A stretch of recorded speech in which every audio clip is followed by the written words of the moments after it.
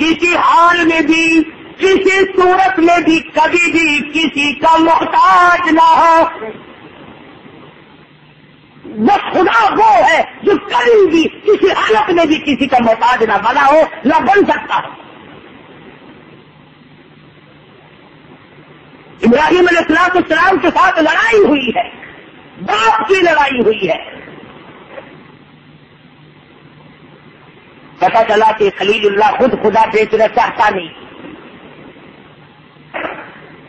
کیوں بھائی تیرا کیا ارادہ ہے, تو میرے کاروبار کو خراب کر رہا ہے. اللہ اللہ, باپ بیٹے کی جو گفتگو ہوئی خداوند کریم نے قرآن کریم میں نقل فرما دی. ویسے اگر پٹے باندھنی ہو تو تمہاری مرضی, ورنہ قرآن کریم نے سب کچھ بتایا. مگر قرآن کے نیڑے آنے سے ہمیں گھاٹا پڑتا ہے نا, قرآن کے نیڑے کیوں آؤں. ویسے قصے بنا کر کے لوگوں میں چالو نہ کریے, قرآن تو سب کے لیے کھول کر رکھ دے گا.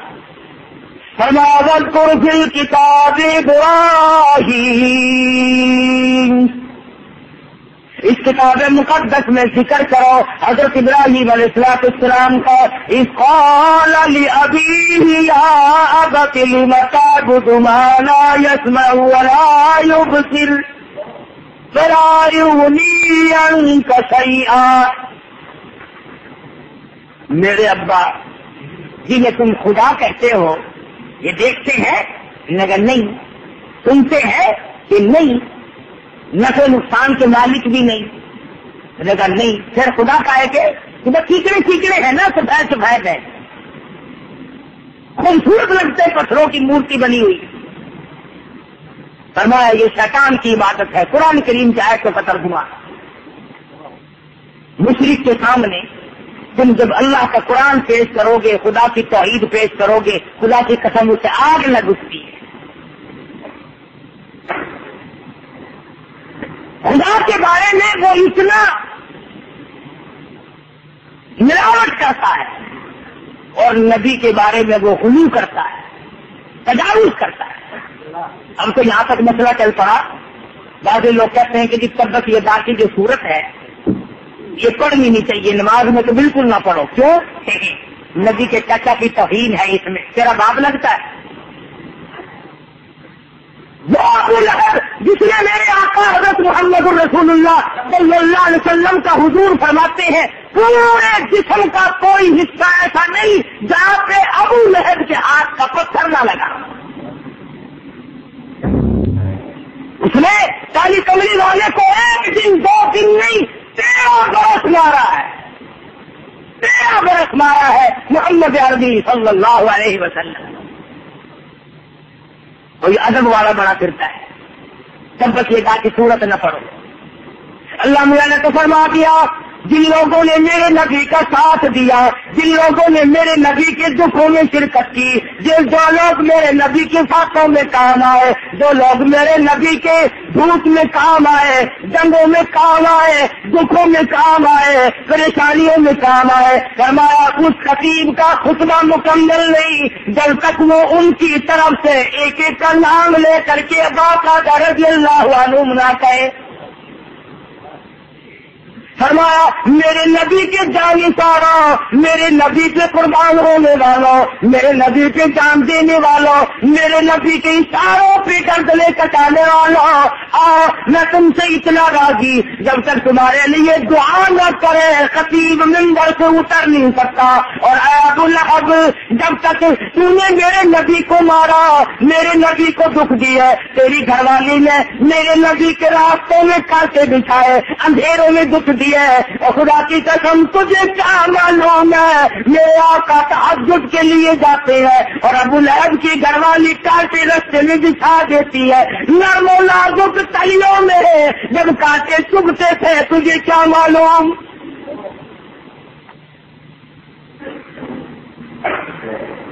آج کیسا ہے کہ تبت یدا صورت نہ پڑھو, نبی کے چچا کی توہین ہے. اس لیے تو ادب کرے تو کافر کا کرنے لگ جائے اور توہین کرے تو صدیق اکبر کی کرنا شروع کرے. ابراہیم علیہ السلام کو باپ نے کہا چلو جاؤ یہاں سے چلے جاؤ ورنہ مار مار کے پتھر سنسار کر دوں گا. ابراہیم علیہ السلام چل نکلے، وطن کو خیرباد کہنا پڑا، پوری قوم دشمن ہے، پورا ملک دشمن ہے، ایک تنے تنہا ابراہیم خلیل اللہ کی ذات اقدس ہے۔ ان کے یہاں بڑے میلے لگا کرتے تھے، جیسا کہ آج ہمارے یہاں میلے بڑے لگتے ہیں، مخلوق سنبھالی نہیں جاتی، لاکھوں کی تعداد میں مخلوق آتی ہے۔ نام بزرگ کا، میلہ کس کا؟ پیر حقانی کا، اور لگے ہوئے تھیٹر کنجریوں کے۔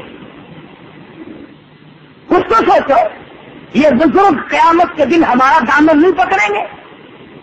یہ اللہ والے ہمارا گریبان نہیں پکڑیں گے؟ ہم نے تمہیں کب کہا تھا؟ تم نے ہمارا نام لے کر بدماشی پھیلائی۔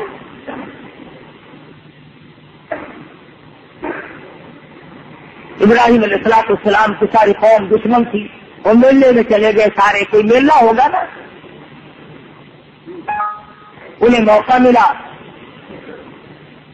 وہ گئے بت خانے میں، جہاں انہوں نے کئی خدا بنا کر کھڑے کر رکھے تھے، کسی کا ناک کاٹ دیا، کسی کا کان کاٹ دیا، کسی کا پاؤں کاٹا، کسی کا ہاتھ کاٹا، اور جو سب سے اونچا بڑا کھڑا تھا نا گرو گھنٹال، ان سے چند جگہ کلارا رکھ کر آ گئے۔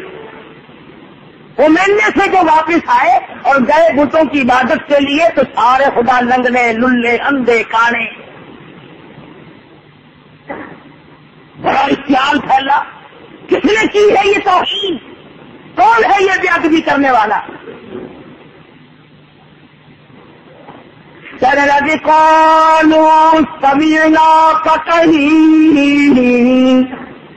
يذكرهم يقال له ابراہیم، ہم نے کئی مرتبہ سنا وہ ان کی برائی کیا کرتا ہے، وہ ہمارے خداؤں کے قریب نہیں آیا کرتا، ان کے گلے کرتا رہتا ہے، یہ ہونا اسی کا کام ہے اور کسی کا نہیں۔ سارے اکٹھے ہو کر کے آ گئے، کہنے لگے قالوا أأنت فعلت هذا بآلهتنا یا ابراہیم، اور ابراہیم یہ ہمارے خداؤں کے ساتھ کیا کیا، یہ ہمارے الہوں کے ساتھ کیا کیا، ہمارے معبودوں کی ٹانگیں توڑ دی، ہمارے معبودوں کی بازو توڑ دی ہے، ہمارے معبودوں کی ناک توڑ دی، تم نے یہ کیا حرکت کی؟ ابراہیم علیہ السلام فرمانے لگے کون کہتا ہے میں نے کیا ہے؟ اس نے کہا تو ہی ان کی برائی کیا کرتا اور کون ہے؟ لمبے چوڑے واقعات ہیں۔ ابراہیم علیہ السلام نے فرمایا چلو چلتے ہیں وہیں۔ وہ کلاڑا تو بڑے بت کے سر پر رکھ کے آئے تھے نا، فرمایا وہ چور پکڑ لیا، پکڑ لگ گیا۔ لوگ کیسے؟ دیکھو نا کلاڑا اس کے پاس ہے نا، اسی نے رگڑا چڑھایا ساروں کو، سب کا تختہ اس نے نکالا ہے۔ ثبوت کیا کلاڑا اس کے پاس ہے، اسی نے سب کا تختہ نکالا ہے، پوچھا اس سے۔ کہنے لگے ابراہیم ہم تو تجھے عقل مند آدمی سمجھتے تھے، لگا پھر میں نے بے عقلی کی بات سننے کے یہ کبھی بولنا کرتے ہیں، یہ بولنا نہیں جانتا۔ اچھا لگا پتھر کا ہے یہ بولنے کا کیسے؟ اچھا یہ بول نہیں سکتا کہ نہیں؟ کہ چلو ان سے پوچھ لو کہ تمہیں مارا کس نے، ان سے پوچھو نا جن کے ساتھ پھٹے پڑے ہیں، ناک کٹے پڑے ہیں، کان کٹے کھڑے، ان سے پوچھ لو۔ لگا پھر وہی بات کرتا ابراہیم، نہ یہ مار کھانے والے بتا سکتے ہیں نہ یہ مارنے والا بتا سکتا ہے۔ لگا اچھا اپنی ٹانگ تڑوائی ہوئی تو بتا نہیں سکتے، تمہیں دیکھ کے دے سکتے ہیں۔ كما قال فتعبدون من دون الله ما لا ينفعكم شيئا ولا يضركم أف لكم ولما تعبدون من دون الله اور ابراہیم یہ تو بھی جانتا ہے، ہم بھی جانتے ہیں یہ نفع نقصان کے مالک نہیں، یہ بول نہیں سکتے، ویسے ہمارے خدا ہے۔ فرمایا کہ پھر ان کی عبادت کیوں کرتے ہو، ان کو حاجت روا کیوں مانتے ہو، ان کا طواف کیوں کرتے ہو، ان کو اپنی مشکلوں میں کیوں پکارتے ہو؟ کہنے لگے ارے دیکھ رہے ہو قالوا حرقوا وانصروا آلہتکم، کھڑے ہو جاؤ، اپنے معبودوں کی امداد کرو، اپنے خداؤں کی مدد کرو، اور جلا دو اس ابراہیم کو، زندہ نہ چھوڑو۔ چکھا جلائی، لاکھوں من ایندھن جمع کر دیا اور کولے شولے بھڑک رہے ہیں۔ ابراہیم علیہ السلام کو بیواسا سمجھ کر، غریب سمجھ کر، تنہا اکیلا سمجھ کر اٹھا کر آگ میں پھینک دیا۔ بڑھ جائے گا، بات ختم ہو جائے گی۔ علماء کرام نے لکھا ہے بارش برسانے والا فرشتہ آیا، خلیل حکم دو ساری آگ کو ہوا میں اڑا دوں گا۔ فرمایا فرشتے اللہ نے بھیجا ہے کہ نہیں، میں اپنی ڈیوٹی کی طرف سے آیا ہوں۔ فرمایا تھا میرا حال اللہ سے معلوم ہے کہ ہاں معلوم ہے، کہا پھر جا رب جلیل جانے خلیل جانے بیچ میں نہ۔ بارش برسانے والا فرشتہ آیا، اس کو بھی جواب دے دیا۔ ادھر آواز آئی قلنا یا نار کونی بردا وسلام علی ابراہیم، تو آگے سلامتی کے ساتھ ٹھنڈی ہو جا، گلزار بن جا، خبردار اگر ایک بال بھی میرے خلیل کا جلایا۔ ابراہیم علیہ السلام کو بچا لیا، اس وطن کو خیر آباد کہہ کر کے آگے نکلے۔ اگر تو سارا علیہ السلام ساتھ ہیں، ابراہیم علیہ السلام کی اہلیہ ہے، محترمہ ہے، مصر کے علاقے سے گزرنے لگی۔ مصر کا بادشاہ بڑا بدماش تھا، خوبصورت عورت کا پتہ لگتے ہی فوراً گرفتار کر کے منگوا لیتا تھا۔ یہ جو اس زمانے تک بڑے بڑے لوگ بادشاہ لوگ بدماشی کرتے ہیں، ایسا معلوم ہوتا ہے کہ اسی بادشاہ کی نسل چل رہی ہے۔ دولت آئی نہیں بندہ بدماش بنانے، جب تک ہونا روٹی کپڑے کے چکر میں اس وقت تک آدمی ذرا ٹھیکا رہتا ہے، واقعی دولت ہوئی اور دماغ خراب ہوا، پھر وہ بیوی جو 30 برس سے گھر میں حور نظر آتی تھی، پیسے آئے نہیں، تیری تو شکل ہی بدل گئی، ان کا خبر تین ہوا کہ چوری بن گئی، پھر وہ اچھی نہیں لگتی،